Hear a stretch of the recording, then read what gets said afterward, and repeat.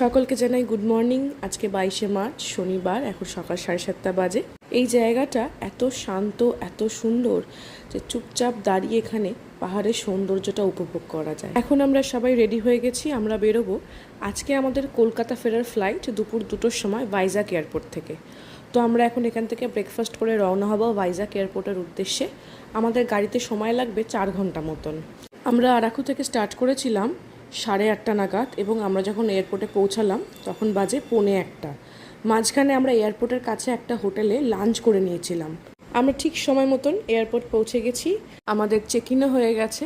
তো আমরা এখন বোর্ডিংয়ের জন্য ওয়েট করছি। এই ট্রিপটা আমার আর রাহুলের কাছে ভীষণ স্পেশাল, কারণ আমরা আমাদের বাবা মা সকলকে একসঙ্গে নিয়ে ঘুরতে গেছিলাম। এই কটা দিন আমরা খুব আনন্দ করে কাটিয়েছি। যতগুলো জায়গায় ঘুরতে গেছি আপনাদের সঙ্গে শেয়ার করার চেষ্টা করেছি। যদি কিছু জানতে চান কমেন্ট করবেন, আমি অবশ্যই রিপ্লাই করব।